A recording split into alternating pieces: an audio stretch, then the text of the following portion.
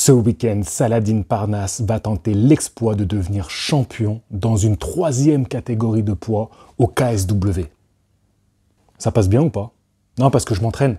Je sais pas si t'es au courant, Tony Yoka, il a connu sa 3e défaite et il va se réorienter dans le MMA. Ouais, j'ai mes sources. Apparemment, ce serait fait. Ce serait pour l'année prochaine. Et d'ailleurs, je vais aller sur la chaîne de Pugilat FR pour en discuter. Non, sérieusement, je vais aller sur la chaîne de Pugilat FR pour parler de Tony Yoka. Mais c'est une petite histoire. Ça sera dans quelques jours, je pense, qu'il sortira la vidéo. Aujourd'hui, nous allons parler de 2 très belles soirées qui vont avoir lieu ce week-end. Bien sûr, je pense que la plupart des Français vont être sur la soirée de Saladin Parnasse. Moi, je vais la regarder, bien évidemment. Encore une nuit où je vais pas beaucoup dormir. Dans la nuit de samedi à dimanche, on va avoir 2 grosses soirées. Je vais commencer avec la soirée qui va être à Minneapolis. Donc c'est dans le Minnesota. Et en tête d'affiche, nous aurons David Morrell, qui a 25 ans, qui défendra son titre WBA World. Attention, c'est pas la ceinture Super World, parce qu'on est chez les super moyens. Et chez les super moyens, vous savez que celui qui détient toutes les ceintures, c'est Canelo Alvarez. Et il va affronter le boxeur ghanéen Sena Agbeko. David Morrell est un combattant cubain et clairement c'est lui le plus prometteur de cette catégorie des poids super moyens. C'est une carte qui est plutôt riche parce que vous allez retrouver Chris Colbert qui va accorder une revanche à José Valenzuela. Je ne sais pas si vous vous souvenez, mais en mars dernier, il s'était déjà affronté et la décision en la faveur de Chris Colbert, elle avait été un petit peu controversée. Tiens, il y a le chat qui se réveille, il tapait sa meilleure sieste. Donc du coup, moi je trouve ça bien qu'il fasse un combat revanche pour mettre les points sur les i. On aura également dans cette carte l'un de mes combattants préférés, le champion de WBC des poids mouches, le Mexicain Julio César Martinez, qui va affronter un boxeur vénézuélien qui est invaincu, Angelino Cordova. Je continue parce que dans cette carte, on va aussi avoir 2 ex-adversaires de Floyd Mayweather, qui aujourd'hui ont 40 ans. C'est Robert Guerrero et André Berto qui vont s'affronter dans cette carte. Voilà, je dis ça pour la petite info. Et pour la 2e soirée de boxe, on se dirigera à Glendale, dans l'Arizona. La tête d'affiche opposera l'Anglais Sonny Edwards, champion IBF, qui affrontera l'Américain Jesse Rodriguez, qui détient la ceinture WBO, et c'est dans la catégorie des poids mouches. La même catégorie que Julio César Martinez dont on parlait juste avant. Dans la même nuit, on va avoir 3 ceintures qui vont être représentées de cette catégorie-là. Avant de vous parler un petit peu plus de cette affiche, j'aimerais juste vous dire un tout petit mot sur l'un des noms qui sera dans la sous-carte. J'aimerais parler de l'ex-champion IBF et WBA des Supercoqs, l'Ouzbek Muradjon Akhmadaliev, qui sera opposé au boxeur mexicain invaincu Kevin Gonzalez. Alors pourquoi je veux vous parler de Akhmadaliev? Akhmadaliev, lors de son précédent combat, il a perdu ses ceintures contre Marlon Tapales. Et Marlon Tapales affrontera Naoya Inoue le 26 décembre prochain pour l'unification totale des ceintures dans cette catégorie des Supercoqs. Voilà, c'était juste pour donner cette petite information. Et ce combat-là, on en parlera la semaine prochaine. Alors, je vais vous présenter maintenant le combat entre Sonny Edwards et Jesse Rodriguez. Sonny Edwards, il est d'abord devenu champion du monde IBF dans la catégorie des super mouches. Et ensuite, il est redescendu, il est devenu champion du monde IBF dans la catégorie des mouches. Et depuis quelques années maintenant, il défend régulièrement son titre. Et il est invaincu et il est toujours champion du monde. Parce que là, il va tenter l'unification contre l'autre champion du monde, Jesse Rodriguez. Sonny Edwards, il a 27 ans, c'est clairement plus un boxeur technicien, il a très peu de victoires par KO, mais c'est un excellent combattant. Jesse Bam Bam Rodriguez n'a que 23 ans et pourtant, malgré son jeune âge, il a déjà réalisé plusieurs exploits. Il évoluait dans la catégorie des poids mouches, la catégorie dans laquelle il va affronter Sonny Edwards et dans laquelle aujourd'hui il est champion du monde, et en 2022, il va avoir l'opportunité de monter d'une catégorie pour tenter de gagner un titre WBC qui était vacant. Il monte, et il affronte Quadras. Le titre vacant WBC, il va le remporter de la plus belle des manières contre Quadras. Il va défendre cette ceinture contre Wang Geck. En 2022, en une année, il va battre 2 gros noms. Vraiment, j'avais fait une vidéo pour parler de 10 ans dans ces catégories-là, des petites catégories, et je vous parlais de 4 noms qui avaient été même évités par Naoya Inoue, des noms exceptionnels. Et il va taper 2 noms comme ça, mais les doigts dans le nez.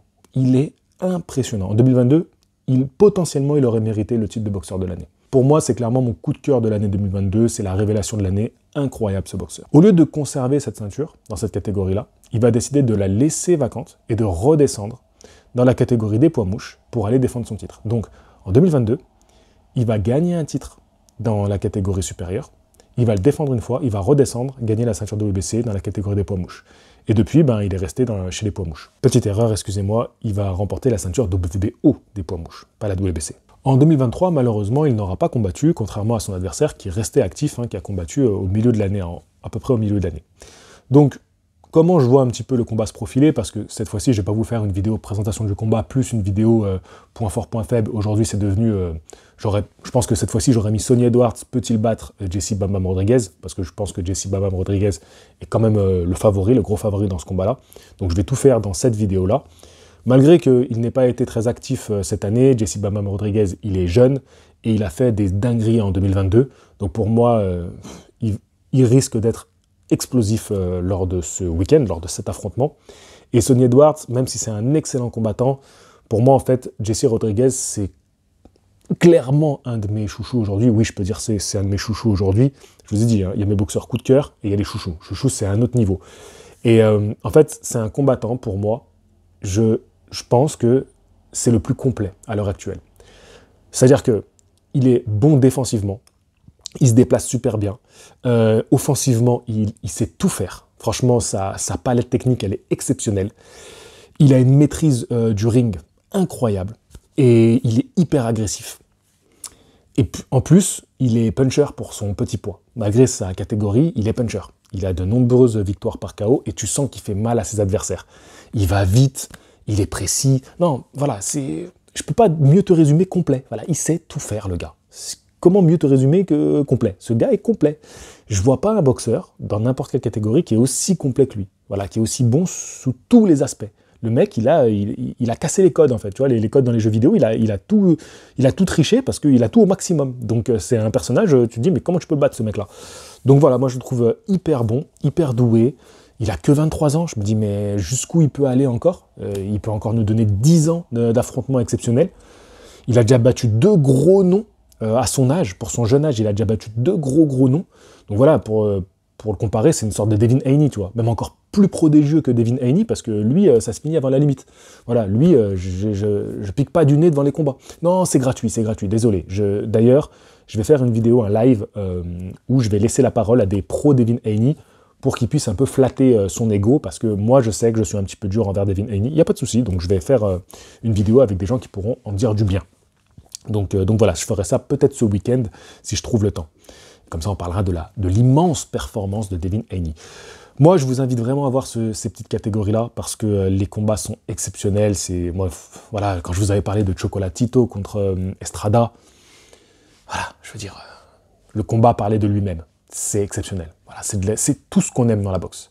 Mais il faut aller chercher ces combats-là. Il faut que des personnes qui soient là pour en parler. Et c'est ce que j'essaye de faire à travers cette chaîne YouTube, de vous parler aussi de ce genre d'affrontement, de parler des gros événements de boxe, mais aussi de parler des plus petits événements qui seront un petit peu moins médiatisés, surtout en France. Il n'y a pas beaucoup de personnes qui vont faire la promotion de ce genre de gala. Pourtant, j'estime que c'est important de le faire.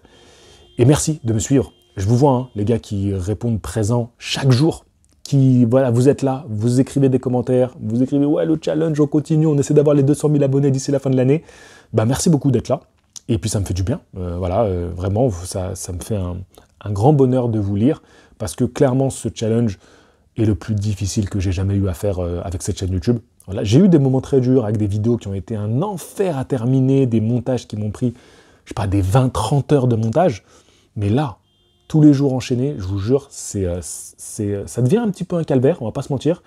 Et la défaite de Tony Yoka, ça n'a pas fait du bien, tu vois. Ça m'a pas soulagé d'un poids, non, bien au contraire. Et le fait que vous ayez été là pour écrire des messages, pour soutenir dans ce challenge, et même m'envoyer des messages en privé, bah, je tenais à vous remercier tout simplement. On continue. Merci aux nouveaux abonnés. Alors, je ne sais pas si vous êtes resté jusqu'au bout de la vidéo, mais si jamais vous êtes un nouveau et que vous êtes resté jusqu'au bout de cette vidéo, bah, je tiens à vous en remercier aussi, parce que ça me fait plaisir de vous accueillir dans la famille Box Attitude. Voilà, on est une belle communauté où on peut échanger, on peut parler boxe. Donc bienvenue à vous qui avez rejoint, parce que tous les jours on gagne des abonnés. Hein. Voilà, même si c'est vrai que beaucoup me disent « Mais j'y sais, ça va être compliqué d'avoir les 200 000 avant la fin de l'année. » Oui, ça va être compliqué, mais déjà on gagne des abonnés tous les jours. Est-ce que c'est pas merveilleux? Est-ce que c'est pas ça qui est cool? Eh bien, bienvenue à ceux qui sont arrivés. Voilà, on va pas râler sur ceux qu'on n'a pas encore eu, mais on va plutôt être satisfait de ceux qui ont rejoint le bateau. Sur ce, je vous dis à demain pour une nouvelle vidéo. Fighting! Ah, puis j'ai pas donné le prono. Je vois Jesse Bam Bam Rodriguez qui va remporter ce combat-là au point. Voilà. Je la joue safe. Oh, il y a eu tellement de difficultés dans mes pronostics, enfin pas trop mes pronostics, mais surtout les boxeurs que je soutenais. Hein, en ce moment, je prends cher sur les boxeurs que je supporte. Donc là, si Jesse Bam Bam Rodriguez y perd, si Wilder y perd, ouah, ça va être dur. Si Bivol y perd, alors là, non. Non, ça sera une année gâchée. Tout était beau, si Bivol perd en cette fin d'année, c'est une année gâchée. Je vous dis à la prochaine, il y a un voisin qui est en train de péter un câble dans la rue, à klaxonner, je pense qu'on lui a piqué sa place. C'est pas moi, hein, j'ai pas de voiture. Je vous dis à la prochaine, fighting!